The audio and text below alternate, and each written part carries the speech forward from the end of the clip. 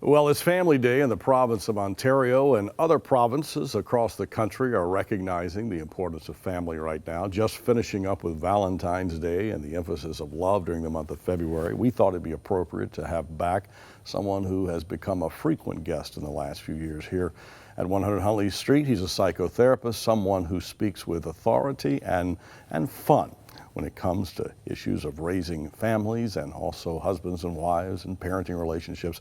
Speaking, of course, of Dr. Andrew Blackwood. Good to see you, sir. Good to see you, John. Always good to have you back. What's the state of families right now in Canada when it comes to parents and children and parenting and how that's fashioning itself out in the culture? You see, John, it varies. There's so many different experiences and vast interpretations of what it means to parent. And I'm a strict parent. What happens if I am too permissible? All those things. And we see them all in our work when it comes to families. So are parents generally speaking in tune with their kids? Or they love their kids, obviously. Are they, though, preparing them for the reality of life that is in front of them in 10, 15 years? Well, I think for the most part, love is the assumed emotion. But how does it translate itself into preparing them? That's the question, essentially.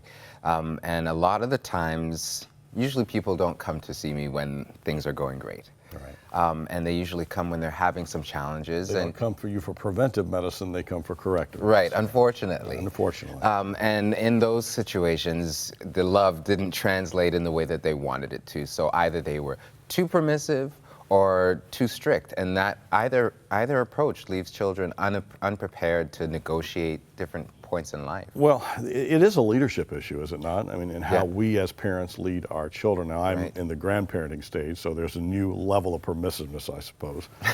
But I was a strict parent, and my wife's a strict parent, and we are in great relationship with our adult children, and you know, they're at our house a lot, and sometimes it's time to go home now, kids. You know, you have your lives. I want to go to bed, but that's another story, and maybe I'll come see you.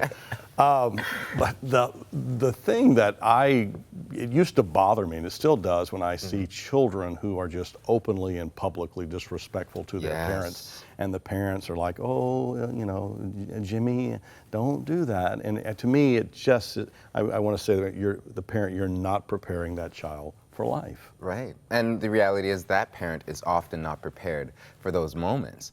And that preparation doesn't start in the grocery store. No. It's at home, it's every day. Right. So I like the idea of leadership because it implies a lot of things. It starts with you as a leader. Yeah. How do you lead children? Do you know where you're going? Do you have a plan? Right? Well, let's talk about 2 or 3 steps that you processed in your experiences and living out as a parent, I would imagine. What are some of the first steps we could take to lead our children well, so that we could see that one day they're ready to face society, ready to engage in the workforce, ready to raise their own family? Well, one of the things that's really important is structure and routine. Children benefit when they have a sense of what to expect, not just of the day, like breakfast will be this time, lunch will be, because that doesn't work for every family. My family is an example of that. Right. However, it's good for them to know what to expect when it comes to dealing with you. Children who have the benefit of having 2 parents often, you know, it's fair for them to expect one thing from one parent and one thing from another. And the reality is, some people think that, well, that's contradictory. You have to say the same thing and behave the same way. That's not true. I think the principles behind it, those need to be agreed upon. Those need to be the same. However, we're different people, so we're going to exercise those things differently. And for me, that also ties into knowing your child really, really well. To have one approach that applies to all children is not usually effective. Andrew, what about manipulation? It's just right there in our nature to try to manipulate situations, and kids learn that art form very, very early. Parents discover it. How do we respond to situations where we are being manipulated, or we allow ourselves to get in those positions? Well, for me, for starters, I rewind back to knowing your child well, knowing their age of development, as well as their character.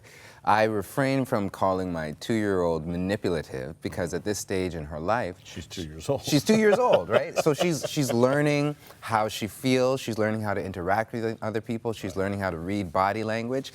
She is being strategic, right? She is intelligent. So if I reframe it in that way and I see, okay, you know, you're learning how to use these skills, but it's important to know that what you said isn't true.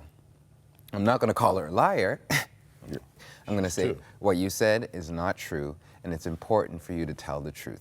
And I'm exhibiting that grace and that patience alongside to teach her the difference, teach her when to be strategic and when this is the serious phase. Mm-hmm. This means it's not time to play. Right. We're going to follow through with this. Yes. So, you know, I might, when I come off and I say, you know, permissive versus strict, it doesn't mean that I don't believe firm parenting isn't effective and healthy. I think it's essential, being firm, but also being flexible at the same time. But you're also teaching your children the importance of telling the truth. Yes. Early on. Yes, and that's foundational. Yeah. Because if they can be trustworthy and they can trust others, that's the foundation of any relationship as you move forward in your life. What about modeling behavior or labeling behavior, you call it, I guess, where there's certain actions that you can put a label on and say, this is what I'm doing and this is why I'm doing it, and then modeling it out for them. Mm-hmm. So I like to use grace and patience as examples. I used to think I was a very patient person until I was blessed with a child. Then I realized, you know, I'm invited to work on that some more. Yeah. And it frustrates me when she loses her patience. And if I lose my patience when she loses her patience, what am I really teaching her? Yeah. So I want to model for her. I want to model grace. I want to model patience.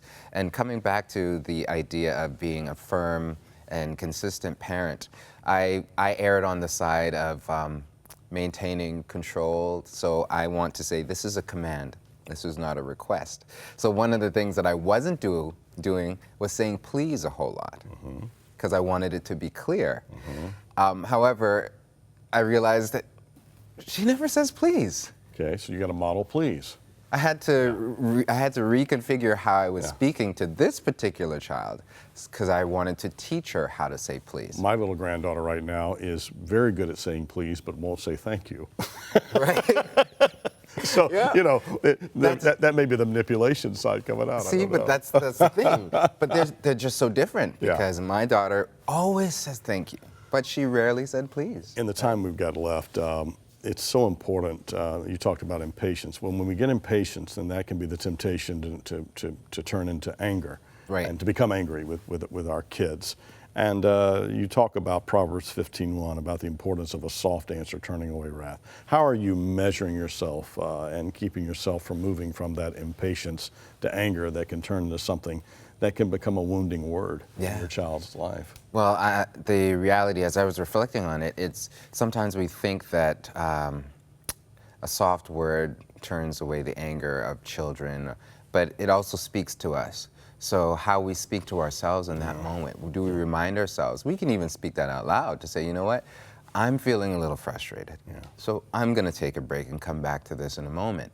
So giving ourselves that grace and that patience and that opportunity to revisit things really makes a difference. We had a testimony of a very successful businessman in Western Canada a few months ago, and he talked about one of the greatest obstacles of his life overcoming to be where he is today in his relationship with God and how he's succeeding, was overcoming words that he heard his parents talking about him when he was like 8 years old. Yeah. And they were just so hurtful. And how I wish those parents had a soft answer in their anger or frustration with him. But it took him years to get over that. And you know, John, and that brings us back to that reframing that I was talking about, because you will see behaviors that trouble you. You will find moments where you feel upset and angry, but when we label our children with negative words and call them names, it really doesn't exemplify behavior that we want them to exhibit when they go out in the world. And you're right, it can stick with them for a very long time.